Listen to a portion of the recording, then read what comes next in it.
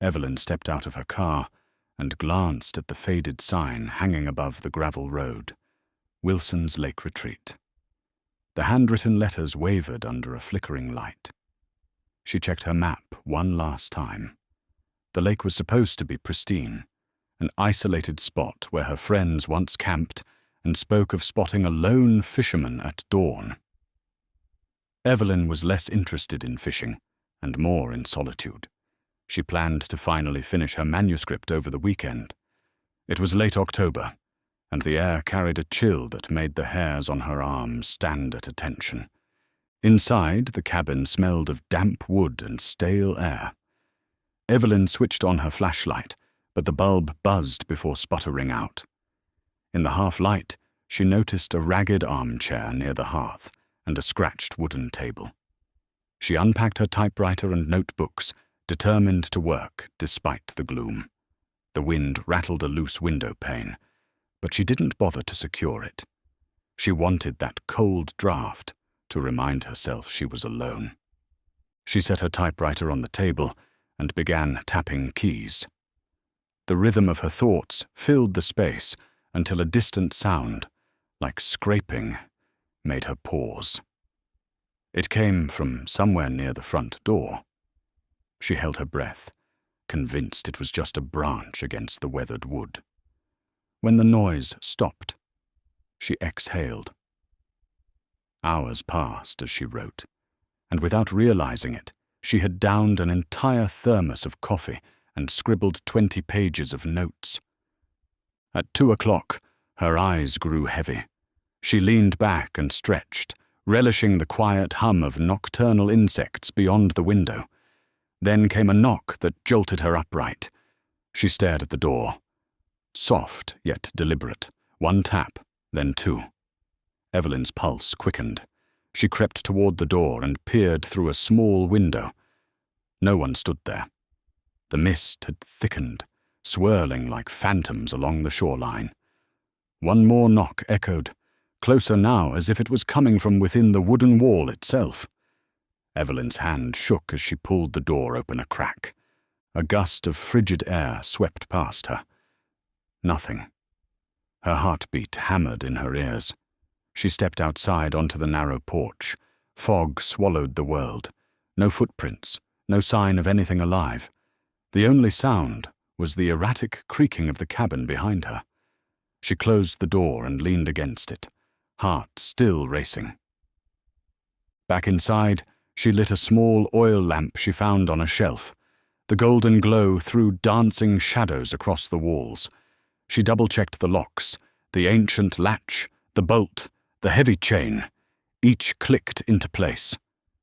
Then came the whisper. Faint. Evelyn. It slithered under the door, curling into her name. She froze, the lamp's flame flickering in her trembling hand. "Who's there?" she called, voice quavering. Silence answered. She tiptoed to the hallway, where the lamp barely illuminated the far corner. Another whisper. "I see you." No wind rattled the windows. No branches tapped against the roof. She backed away, stomach knotting. A sudden crash erupted from the bedroom. Evelyn dropped the lamp, its glass shattered, flame hissing out. Darkness swallowed her, leaving only the echo of her own breathing. She groped for the flashlight on the floor. Kneeling, she clicked the switch. A dim beam lit the hallway. She crept toward the bedroom. The door was ajar.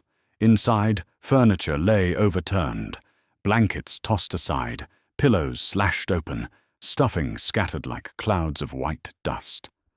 On the floor lay her notebook, pages soaked in crimson. Evelyn's stomach lurched. It wasn't her pen's ink. Her pulse hammered as she relit the lamp. The lamplight revealed smear marks along the walls, like ghostly fingers had dragged something across the surface. She followed the marks to the window and peered out. Fog billowed across the shore, and the skeletal shapes of trees looked like twisted limbs reaching for her. A silhouette blinked into view on the water's edge. She aimed her flashlight. A thin, hunched figure dragged a net behind it. It paused, lifting its head. There was no face, only an indistinct blur. Evelyn stumbled back. The figure turned and disappeared into the mist. Fear clenched her throat. She dashed to the kitchen, snatching her backpack, stuffing in notebooks, the battered typewriter. She needed to leave. As she passed the living room, the old radio on a shelf crackled to life. Static. Then a child's laughter, high-pitched, distant. Evelyn froze in the doorway. The laughter grew louder, circling around her, until the radio burst into a shower of sparks. A voice hissed from the tangled wires. "Stay!" The word buzzed, echoing until Evelyn yanked the flashlight and bolted for the door. She wrenched it open, rushing down the porch steps. Terrified realization. The mist had thickened, as if it were alive. She almost tripped running toward her car. Fog snaked around her ankles like icy fingers. She fumbled for her keys, but they slipped from her grasp, sliding away into the white haze. She lunged forward, hand searching. The lake's edge felt near. Wet reeds brushing her arms. The figure emerged again, stepping out of the fog. It stood taller, head tilting at an impossible angle. Evelyn scrambled to her feet and screamed. She slammed into the car door. Her key lay half buried. She dove for it. A cold hand closed around her ankle, nails digging into bone. She screamed, wrenching herself free. Reaching for the key, she fumbled to insert it. The figure's head loomed above her, two cavernous voids where eyes should have been. She turned the key, and the engine roared alive. Tires spun, flinging gravel. She barreled down the narrow path, the mist pressing around her like a living thing. Glancing in the rearview mirror, the lake glowed under an otherworldly light. The figure stood on the cabin's porch, lifting an antique lantern that burned with a cold blue flame. Its mouth stretched into a silent scream. Evelyn's radio crackled again. "Return!" She slammed on the gas. The tires screeched as she sped onto the highway.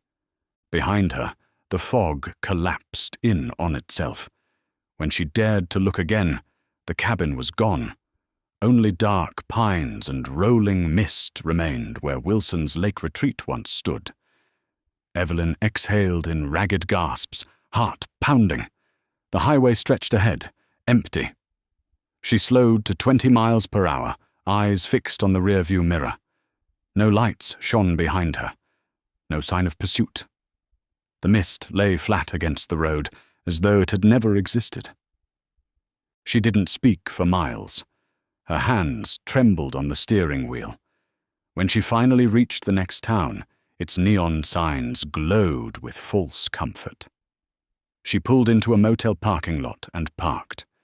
Inside the room, Evelyn dared to check her bags. They were empty. No bruises, no cuts, no stains. The only evidence of what had happened was the pounding of her own heartbeat, echoing in the silent motel room. She reached for her phone to call someone, anyone, but the screen read, "No signal." She sank onto the bed, light from the street lamp, casting moving shadows on the ceiling. When sleep came, her dreams were haunted by cold water and silent figures. At dawn, she resolved, she would drive straight home. But as the first grey light filtered through the curtains, a faint knock sounded at the room's door. Evelyn bolted upright. One knock, two. Then the whisper, soft as moth wings. "Evelyn." Her blood ran ice-cold. The door was locked, the bolt secure. Yet she knew, without doubt, that it was the same thing from the cabin, something that followed her home in the mist.